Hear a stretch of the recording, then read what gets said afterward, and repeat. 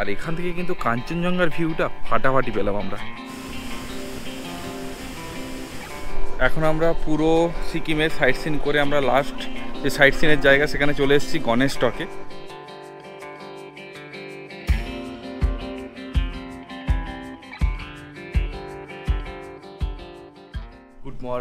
Good morning from Gangtok. আজকে আমরা সবাই রেডি হয়ে বেরিয়ে পড়ছি। আজকে যাচ্ছি গ্যাংটক লোকাল সাইট সিনে। কিছু বলার নেই, বন্ধ করো। Merry Christmas. Good morning. Good morning of Gangtok. Good morning from Gangtok. From Gangtok. প্রথম থেকে বল। Good morning from Gangtok. Good morning from Gangtok. হ্যাঁ, আরো জোরে বল, ওটাকে জোরে বল একটু। Good morning from Gangtok. এখন সময় হয়েছে 9:30। আমরা আধ ঘন্টা লেটে, কারণ 9টার সময় আমাদের গাড়ি বলা ছিল, আমাদের একটু লেট হয়ে গেছে। আমরা এখন বেরোচ্ছি গ্যাংটকের সাইট সিন করতে।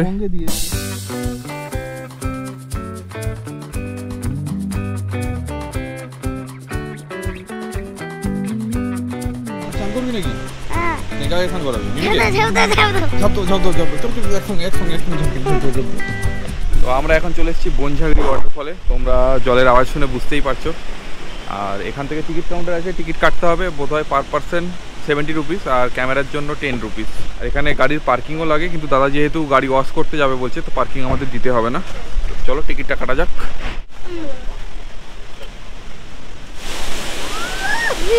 তো এত ঠান্ডা লাগছে কেন? কেন? আরে জল। আমি এখানে দাঁড়াবি, এখানে এই না না না না না না। চলে দাঁড়াবো আগে। ছেড়ে পড়ে যাবে। চলে আমি আর তুই। না না না না না। চলে।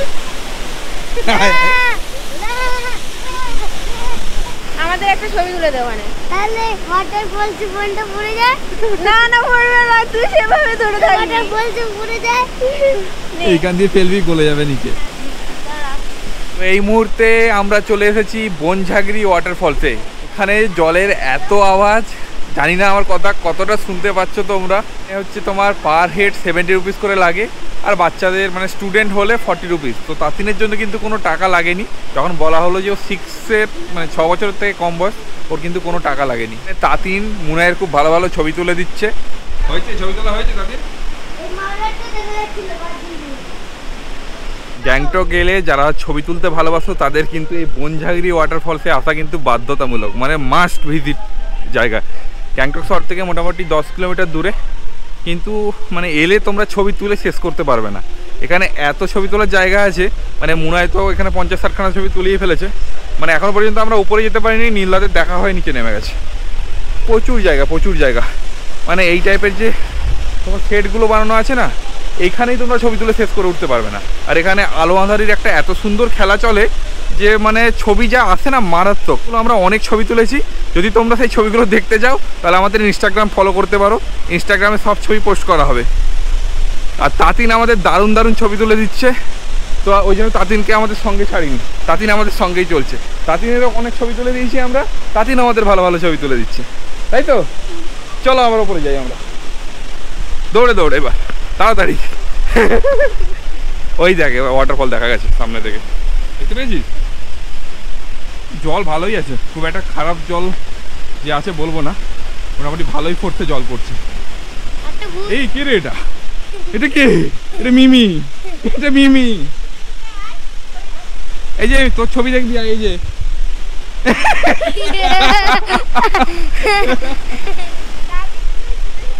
ইনি হচ্ছে বনঝাগড়ি, এনার নামেই ওয়াটারফল।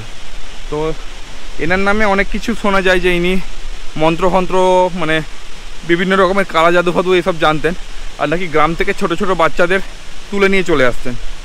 তো এটা ঠিকই যে গ্রাম থেকে বাচ্চাদের তুলে নিয়ে চলে আসতেন, মানে এখানে এক গুহা ছিল, সেই গুহাতে ওই বাচ্চাদের কিন্তু টিচিং দিয়ে মোটামুটি এমন একটা বিদ্যা শিখিয়ে দিত, যেখান থেকে কিন্তু সেই বাচ্চারা গ্রামে ফিরে গিয়ে বিভিন্ন রোগ সারিয়ে ফেলতে পারত।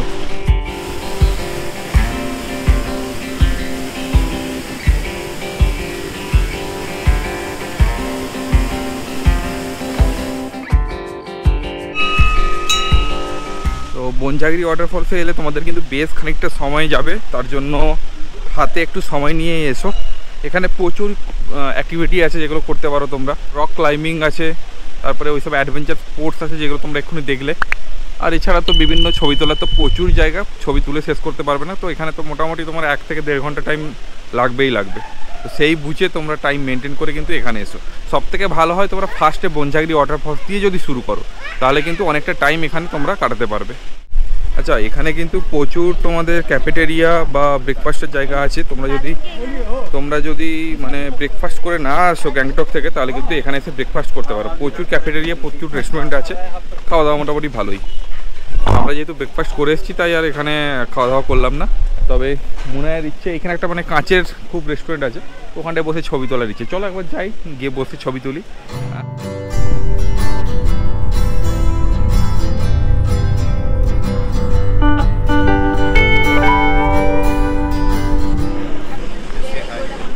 বিরাট লাইন, টিকিটে বিশাল লাইন, 20 জন করে ছাড়ছে মাত্র।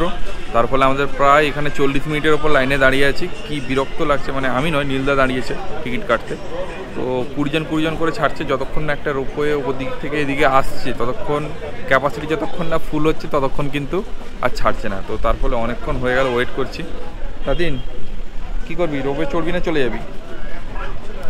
চড়বি? মুনায়ের কি মত, চড়বি না চলে যাবি?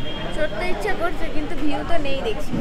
ভিউ আছে, ওইদিকে ভিউ পাওয়া যাবে, মানে এই নিচেরটা নয়, কিন্তু সাইডেরগুলো দেখতে পাবি। পায়ের নিচে থরি না দেখবি, ওইদিকে ভিউগুলো পাওয়া যাবে পাহাড়ে। কি লাইন তো এখানে বিরাট। তুই বদন্তি করছিস কেন রে? তুই বদন্তি করছিস, উল্টে গেলে একবার বুঝবি।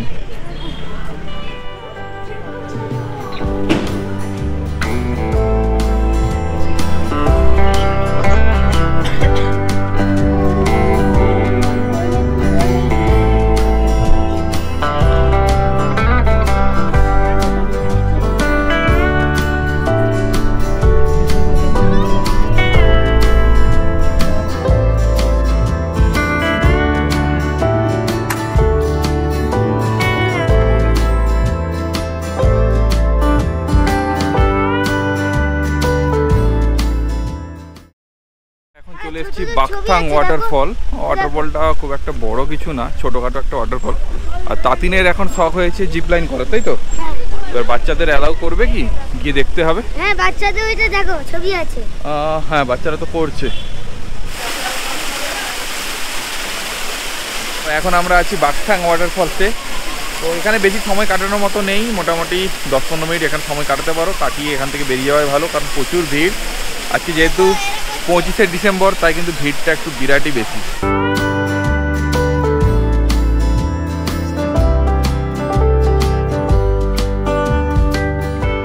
এখন আমরা চলে এসেছি ভ্যানজাং মনেস্ট্রি। মানে এটা ফার্স্ট টাইম উচ্চারণ করছি, তাই একটু মানে প্রোনাউন্স করতে অসুবিধা হচ্ছে। ভ্যানজাং বা এই টাইপের কিছু একটা নাম হবে, এটা ড্রাইভার দাদা বললেন। আর এখানে মনেস্ট্রির সাথে সাথে লামাদের এখানে টিচিং করার মানে আর একটা বোর্ডিং স্কুল টাইপের আছে, কি ছোটো ছোটো লামারা এখানে থাকে। আর ওদের ওই শেখানো হয় আর কি, ব্যাপারটা লামা হওয়ার জন্য যে তার প্রসেসটা, সেটা এখানেই কিন্তু শেখানো হয়। আর মনেস্ট্রির ভেতরে ফটোগ্রাফি তো অ্যালাউ নয়, তাই ছবি তুলতে পারিনি। ভেতরে গিয়েছিলাম, ওখানে একটা বুদ্ধের মূর্তি আছে, আর যেমন মনেস্ট্রি হয় আর কি সেরকম টাইপের। তো এখানে পুজো হয়েছে, সব প্রদীপ জ্বালানো, মোমবাতি জ্বালানো। আর এখানে আমরা বেশি সময় কাটাবো না, মোটামুটি আর 10 মিনিট থাকবো। আর এখানে হাওয়া ভীষণ দিচ্ছে, তাই প্রেয়ার ফ্ল্যাগগুলো কিন্তু দারুণ উঠছে। এটা শুধু মনেস্ট্রি নয়, জানিস তো, এটা একটা মানে বোর্ডিং স্কুল বলতে পারি। সেই বাচ্চা বেলায় যে লামা হওয়ার জন্য শেখানো হয় না, সেই লামাদের মানে এইটা হচ্ছে বোর্ডিং স্কুল। এখানে নাম্বারিং করা আছে, দেখ এখান থেকে সব নাম্বারিং, মানে এটা মানে স্কুলের ওই বোর্ডিং টাইপের আর কি। এখানে শিক্ষা দেওয়া হয় স্কুল টাইপের আর কি, মানে লামা হওয়ার জন্য যা যা টিচিং লাগে সেটা এখানে করা হয়। আর এখানে সব মানে এরা ফ্যামিলির থেকে পুরো আলাদা থাকে, মানে বছরে হয়তো একবার কি দেখা সাক্ষাৎ হয় কি, তাও হয় না। আর এরা বিয়ে করতে পারে না, মেন ব্যাপার হচ্ছে লামা হতে গেলে প্রথম যে মানে ব্যাচেলার থাকতে হবে সবসময়। তো ওদের লাইফটা একটু কষ্টেরই হয়, এরকম টাইপেরই ব্যাপারটা। পুরো এটা হচ্ছে মানে বোর্ডিংটা, মনেস্ট্রির সাথে এখানে বোর্ডিং আছে। মেন এখানকার অ্যাট্রাকশন এটাই।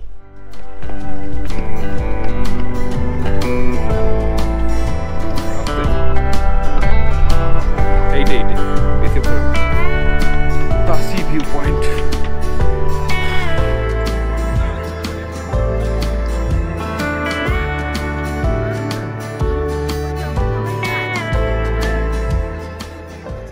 তাসি ভিউ ভিউ পয়েন্ট দেখে আমরা লাঞ্চ করতে এসেছি। আর এখানে মানে মোটামুটি হালকা একটা ভিউ পাওয়া গেল, খুব একটা যে ভালো ভিউ পেয়েছি তা কিন্তু নয়।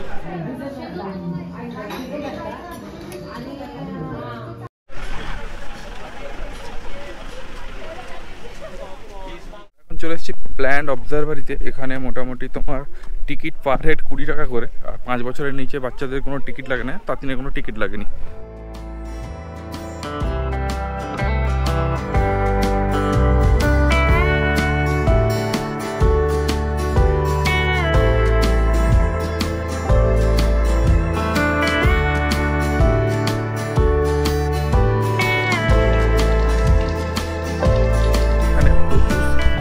মানে তোমার অর্কিডের কালেকশন আছে, যদিও এটা ফুল ফোটার সময় নয়, বেশ কিছু ফুল ফুটে আছে। আর এখান থেকে কিন্তু কাঞ্চনজঙ্ঘার ভিউটা ফাটাফাটি পেলাম আমরা। তোমরা তাসি ভিউ পয়েন্টের থেকে এখানে বরং আসবে, এখান থেকে সুন্দর দেখতে পাবে কাঞ্চনজঙ্ঘা। তো এখানে এসে মোটামুটি যে ভিউটা পেলাম তাতেই আমাদের পয়সা উসুল। চলো এখানে আর বেশি সময় নষ্ট করছি না, এরপরে গণেশ টক আর হনুমান টক বাকি আছে আমাদের। গণেশ টক আর হনুমান টক করে আমরা চলে যাব লাল চকে, যেখান থেকে আমরা কিছু শপিং করব। তো আমাদের সঙ্গে থাকো এবং ভিডিওটা শেষ পর্যন্ত দেখতে থাকো। তো এখন সময় হয়ে গেছে 3টে, আমরা মোটামুটি অনেকগুলো ভিউ পয়েন্ট কমপ্লিট হয়ে গেছে, আর 3-4টে বাকি আছে। তার মধ্যে গণেশ টক আর হনুমান টকটাই মেনলি বাকি আছে, বাকি সব কিছুই কমপ্লিট করে ফেলেছি প্রায়। এরপরের আমাদের গন্তব্য হবে গণেশ টক। এখন আমরা পুরো সিকিমের সাইট সিন করে আমরা লাস্ট যে সাইট সিনের জায়গা সেখানে চলে এসেছি গণেশ টকে। গণেশ টক এবং গণেশ টকের ঠিক অপোজিট সাইডে আছে জু। ওপর থেকে ভিউটা দারুণ, এবং কাঞ্চনজঙ্ঘারও একটা ভিউ পাওয়া যাচ্ছে ঠিক আমার পেছন দিকটা। এই দিক থেকে কাঞ্চনজঙ্ঘার দারুণ একটা ভিউ পাওয়া যাচ্ছে। মন্দিরের ওপরে আসতে গেলে মোটামুটি এখানে জুতো খোলার জায়গা আছে, এখান থেকে জুতো খুলে তারপরে ওপরে আসতে হয়।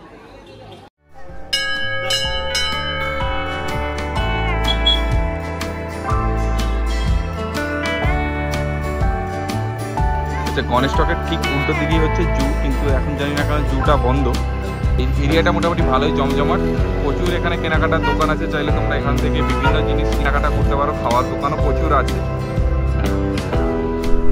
এবার লাস্ট পয়েন্ট হনুমান টক, তারপরে লালবাজার। লালবাজার হ্যাঁ, মানে কেনাকাটা করবো। তুই কি কিনবি বল, তোর কি কেনা আছে?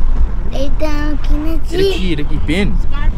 সামনে থেকে দেখালে হবে? Unicorn pen. ইউনিকর্ন দেখি, খোল দেখি মাথাটা। মাথাটা খোলা যায় না। তো কি খোলা যায়? ও আচ্ছা, একটা পেন। বাহ, ভালো দেখতে তো। ইউনিকর্ন? এই ঘোড়ার মাথায় সিং, তাই তো? হ্যাঁ। আচ্ছা, এটা ঘোড়া না, ইউনিকর্ন। হ্যাঁ, ঘোড়ার মতোই তো দেখতে, ওর মাথায় সিং থাকলে। কিন্তু এটা ঘোড়া না, ইউনিকর্ন। আচ্ছা,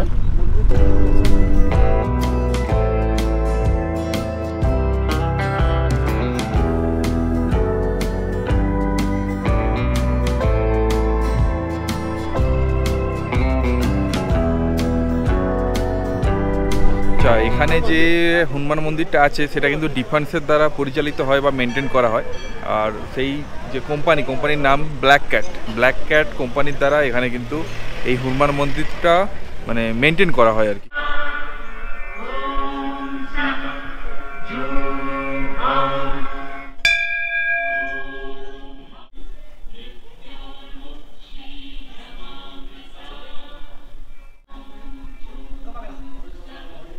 হনুমান টক ঘুরে এবার আমাদের এটা লাস্ট পয়েন্ট ছিল। হনুমান টক ঘুরে এবার আমরা ফিরে যাচ্ছি। এবার আমরা যাব লাল মার্কেটে একটু কেনাকাটা করব, তারপরে আবার যাব মেল রোডে।